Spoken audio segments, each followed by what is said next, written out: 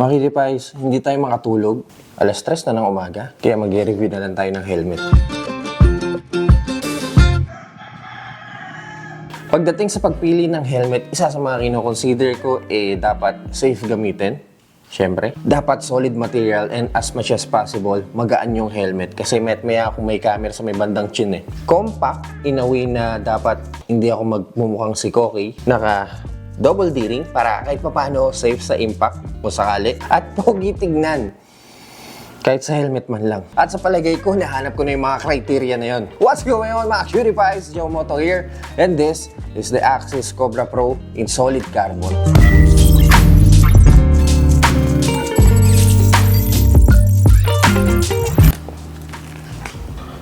Ang ganda niya, di ba? For those of you guys na hindi masyadong familiar sa brand, Axis is a Spanish brand na nagsimula noong 2020 na lumalaban ngayon sa ibang leading brands pagdating sa mga helmet at halos nasa 65 na bansa na up to date. Di nila sa Pilipinas sa tulong ng SEC Moto Supply. Mabalik tayo dito sa Cobra Pro. This is a full-face helmet primarily designed for racing. Ito ang itsura ng box niya na may nakasulat sa taas na Safe! Go on! Go on! Go! Sa box, meron tayong kasamang clear visor. Yes, case ng helmet or bag, helmet bag. Meron siyang kasamang extra spoiler. Babalikan natin ito maya-maya lang. Ito yung manual. Okay. Psych balaklava. Yun lang. Aminin ko sa inyo, ako yung tipo ng rider na nagkasawa na sa mga matutulis na spoiler sa likod. Ewan ko, as time goes by, parang gusto mo na lang ng simpleng helmet Pero syempre, dapat may dating pa din. Katulad nitong Carbon Pro. Racing helmet to, pero by default, ganito ang itsura ng likod niya. Wala yung spoiler niya sa likod kaya tayo may extra spoiler sa box. Kung akong tatanungin nyo, okay na yung ganito Mamaya lang, kakabit natin yung spoiler para makita nyo yung pagkakaiba ng ganitong klaseng rear end tsaka yung may spoiler. Cobra Pro in solid carbon at banig design. When we say carbon, asahan na natin na magaan tong helmet na to. Gaano kagaan? 1,300 grams. Dude! XL to Gusto ko yung itsura ng vent natin sa taas. Para sa akin, panalo yung itsura niya. Para kang may gaming mode sa tuktok. Gusto ko yung ginawa nilang piano black yung kulay ng vent sa taas na may accent ng silver. Ayan, may nakasulat pang Cobra Shell. Nag-match silang tatlo, di ba? Carbon, piano black, tapos silver. Dalawang vent sa taas na may isang D-slide na button. Malambot yung slide mechanism sa taas. So, if ever naka-gloves tayo, madali nating may slide to. Madali nating mabubuksan yung vent sa taas. Meron din tayong vent sa rear. Ito ang sinasabi ko. Hindi masyadong makantong design sa likod, pero at the same time, may dating. Kung baga sa spoiler ng kotse, para lang tayong naka-ducktail. At V-shape na vent sa chin, na may malambot. Na sliding button. Kung nagtataka kayo, ano tong chrome button dito sa gitna, ito yung nagsisilbing lock para sa visor natin. So, kung magbubukas tayo ng visor, most helmet ang gagawin natin, iangat natin to, di ba? Itong nakalawit dito sa visor. Pero dito sa Axis Cobra Pro, hindi. Pipindutin nyo to, tsaka siya bubukas. So, kung gusto nyo malesen yung wind noise nyo sa loob ng helmet, i-lock nyo lang to. Nice and secured. Hindi naaangat yan. So, if ever may stuck kayo sa traffic at gusto nyo ng onting hangin o kaya naman umaga, umalis kayo, nagpa-fog, iangat nyo lang to, iwan nyo na kaganyan, and goods to go na kayo. Kapag iaangat natin siya, tight yung mga leveling ng visor Hindi siya malambot. Na may kasamang malaking nose deflector by default. Speaking of visor, naka-anti-scratch visor po tayo at makapal to. Hindi siya ampaw na visor. Tear off ready na rin, kung mapapansin nyo dito. Ayan siya, and pin lock ready. Dito sa hook ng visor, para ma-open to, magkabila ang side siya na medyo malapad-lapad. So, kung sakaling iaangat nyo siya, madali lang siya. At alam nyo yung nasa gitna, hindi tulad ng ibang helmet na isang peraso lang nasa gilid, ang hirap hanapin. Dito, madali-dali nating maiangat yung helmet kahit may gloves pa tayo. Teka, may nakita ko sa plastic ng manual Ayun meron na rin kayong kasamang ganito. At isang Allen wrench para makabit nyo yung spoiler sa likod.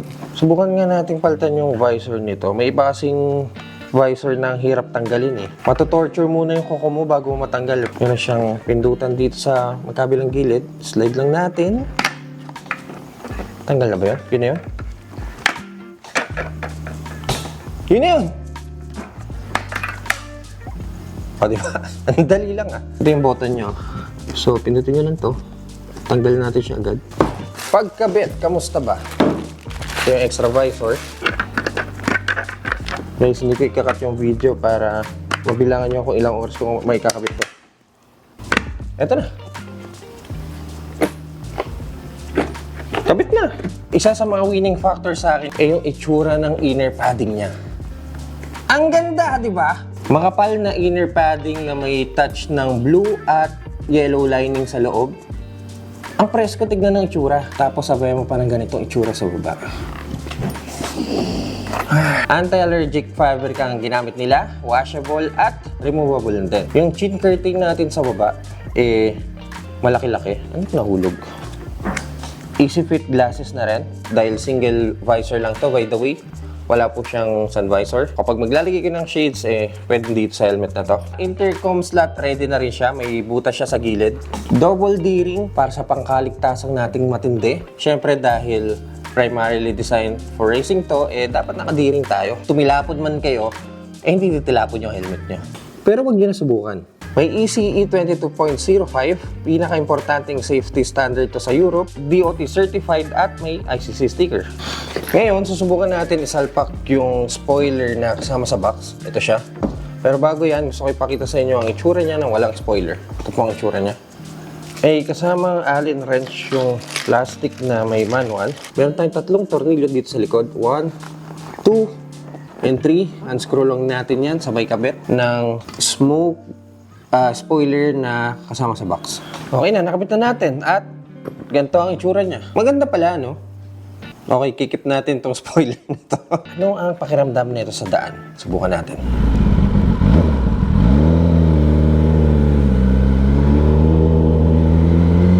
Alas 5 test ng umaga sa helmet natin.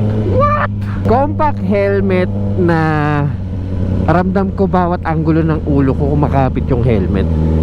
Walang loose part, alam niyo yun? May helmet kasi na kapag sinusuot nyo na, ang sikip nung ilalim, and then once na nakasalpak na sa ulo mo, ang luwag naman. Yun pa rin yung feeling na, alam mo yun, pinupush yung pisngi nyo, pero in a way na okay lang, komportable ka pa rin. Once nasuot mo na siya, ang una mo mapapansin, well, kahit hindi mo pa siya suot, hawakan mo lang yung helmet, sobrang gaan ng helmet na to. Kumbaga advantage sa akin to dahil naglalagay ako ng camera sa chin mount, I mean sa may chin part. So kung mabigat kasi yung helmet mo, sabi natin 1,600 grams, additional ilang grams pa yung ilalagay nyo dito. So sobrang bigat na, di ba? Well, ang technique doon, sanayan lang naman talaga yung mga ganong klaseng setup. Pero at least eto, ang gaan na niya. In 60 km/h wala ako naririnig na wind noise. And kapag pipiga tayo na medyo mabilis, tapos lilingon tayo, walang hangin. Once na lumingon tayo, hindi ka dinadala yung helmet. Field of view natin, well, hindi ganun kalaki. Nasa standard o tamang size lang yung field of view natin. Firm yung locking mechanism niya kapag inaangat baba na natin siya. Hindi siya loose. Tsaka ang laki ng nose deflector natin. No oras na ba? Naku po! Alas 5 na. Bili po natin to sa Sec Moto Supply sa may Caloocan branch for 17,000 pesos. Ang tanong, is it worth the price? Para sa akin, oo. Kasi halos lahat ng criteria na hinahanap ko sa isang helmet, pasok dito sa helmet.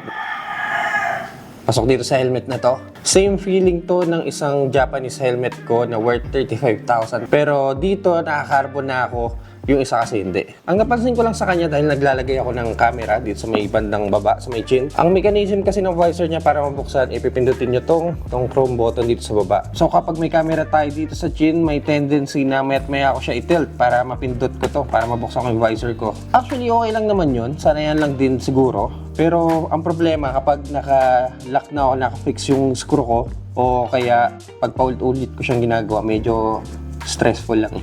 Mukhang makapadalas yung gamit natin dito sa helmet na to Ganda eh. Let me know what you guys think dito sa helmet na to. Is it worth 17,000 pesos? Let me know in the comment section down below. Kung nag-enjoy kayo sa video na to at nakatulong tong video na to, please leave a like. At kung mahilig kayo sa mga ganitong content, huwag kayong mag-alala. Dahil nasa tamang channel kayo. Si Tropa, tumitilap na kanina pa. So make sure to press that subscribe button dyan sa baba. Alas 5 na ng umaga, siguro oras na para matulog. At see you sa next content.